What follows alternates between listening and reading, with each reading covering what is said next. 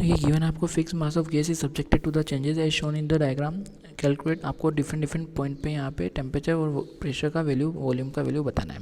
तो अभी हम बात करें यहाँ पर कि ग्राफ जो है वो आपको प्रेशर वॉल्यूम के बीच में, प्रेशर एटीएम में, वॉल्यूम लीटर में। तो यहाँ पर इस पॉइंट पर टेम्परेचर 300 केल्विन है, इस पॉइंट पर टेम्परेचर क्या होगा वो आपको बताना है। ठीक है, तो अब यहाँ पे T1 है तो ये भी टेम्परेचर कितना होगा, 300 केल्विन ही होगा। मीन्स ये प्रोसेस कैसा है, आइसोथर्मल प्रोसेस है। ठीक है, अब आइसोथर्मल प्रोसेस है तो यहाँ पे टेम्परेचर क्या होगा, T1 भी किसके बराबर होगा, 300 केल्विन के बराबर।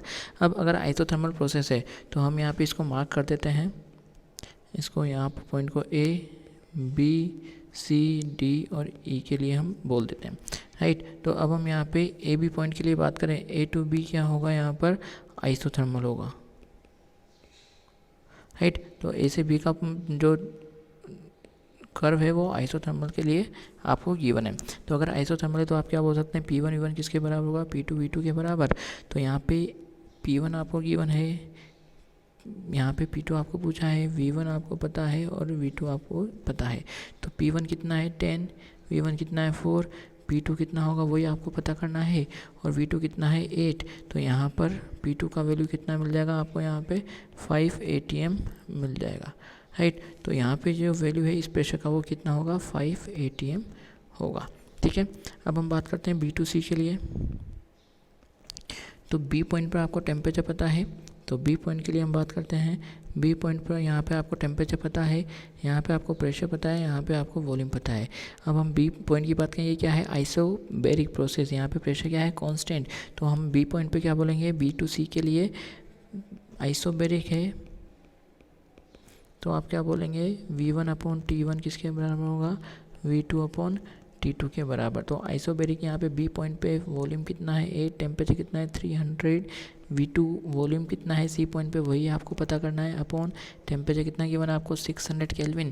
तो यहाँ से आपको C पॉइंट पे वॉल्यूम पता लग जाएगा, कितना हो जाएगा ये यहाँ पे 16 लीटर। तो यहाँ पे जो V1 का वैल्यू वो क्या होगा, 16 लीटर हो जाएगा, राइट। नेक्स्ट हम थर्ड बात करते हैं आपको C2D के लिए। तो C2D के लिए अगर हम बात करें तो वहाँ पे प्रोसेस कैसा होगा, वो हम किसकी क्या बोल रहे हैं, यहाँ पे वॉल्यूम क्या है, कांस्टेंट। तो ये प्रोसेस कैसा होगा, आइसोकोरिक प्रोसेस। तो आइसोकोरिक प्रोसेस के लिए आप क्या बोल सकते हैं, P1/T1 किसके बराबर होगा, P2/T2 के बराबर। तो यहाँ से देख लें C पॉइंट पे टेम्परेचर कितना है, D पॉइंट पे टेम्परेचर आपको बताना है।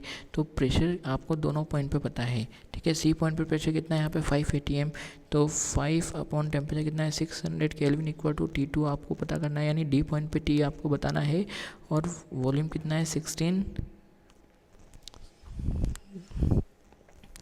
सॉरी ये कितना होगा, P1/T1 इक्वल टू P2/T2। तो P1 C पॉइंट पे प्रेशर कितना है 5 atm, टेम्परेचर कितना है 600, D पॉइंट पे प्रेशर कितना है 3 और टेम्परेचर आपको बताना है। तो D पॉइंट पे टेम्परेचर कितना हो जाएगा यहाँ पर आप कैलकुलेट कीजिएगा। तो D पॉइंट पे टेम्परेचर कितना होगा यहाँ पर, ये 120 टाइम्स कैंसिल आउट हो जाएगा तो मिल जाएगा 360 केल्विन, राइट। अब हम बात करते हैं किसके लिए, नेक्स्ट D2E के लिए अगर हम बात करें तो D2E में हम क्या बोलेंगे यहाँ पर कि अभी स्पेसिफिक आपको यहाँ पे कुछ भी बोला नहीं है कि यहाँ पे क्या कांस्टेंट है। तो अगर हम PV इक्वल टू nRT के अकॉर्डिंग बात करें तो यहाँ पे ग्राफ किसके इक्वल दे रखा है, किसका दे रखा है, प्रेशर और वॉल्यूम के बीच में। तो प्रेशर और वॉल्यूम के बीच की हम बात करें तो ये क्या होगा, nRT/V, ठीक है। बट जो ग्राफ दे रखा है वो इस तरीके से दे रखा है कि प्रेशर वॉल्यूम के क्या है, डायरेक्टली प्रोपोर्शनल है। तो अगर प्रेशर वॉल्यूम के डायरेक्टली प्रोपोर्शनल है तो आप क्या बोल सकते हैं, यहाँ पे P will be directly proportional to V, ठीक है। हालांकि आपको जो ग्राफ दे रखा है हम उसके अकॉर्डिंग बात करें तो प्रेशर वॉल्यूम के डायरेक्टली प्रोपोर्शनल है, इसका स्लोप क्या है, कांस्टेंट है। तो बाकी चीज़ें यहाँ पे क्या रहेगी, कांस्टेंट रहेगी। तो आप इस ग्राफ के अकॉर्डिंग आप क्या बोल सकते हैं, P1/V1 किसके बराबर होगा, P2/V2 के बराबर। तो यहाँ पर D पॉइंट पे आपको प्रेशर पता है क्या, पता है बिल्कुल, ठीक है। D पॉइंट पे आपको वॉल्यूम पता है क्या, या 16 लीटर है। आपको क्या करना है, E पॉइंट पर क्या बताना है, प्रेशर बताना है, बट आपको वहाँ पे टेम्परेचर पता नहीं है। बट क्या वहाँ पे आपको टेम्परेचर की रिक्वायरमेंट है क्या, इस रिलेशन से नहीं है।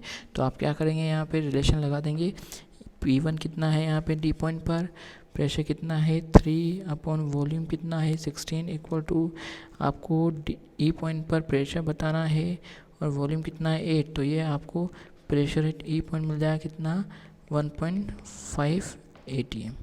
तो आपको प्रेशर मिल गया है। अब आपको प्रेशर मिल गया है किस पॉइंट पर, ई पॉइंट पर। अब ई पॉइंट पर अगर आपको प्रेशर मिल गया है तो आप यहाँ से टेम्परेचर बिल्कुल निकाल सकते हैं। हम क्या करते हैं यहाँ पे टेम्परेचर निकालने के लिए कि इस लाइन पे अगर हम यहाँ पे कंपैरिजन देखें, इस पॉइंट पर अगर हम कंपेयर देखें तो यहाँ पे अगर हम एक लाइन ड्रॉ कर दें तो ये क्या हो गया, आइसोकोरिक हो गया।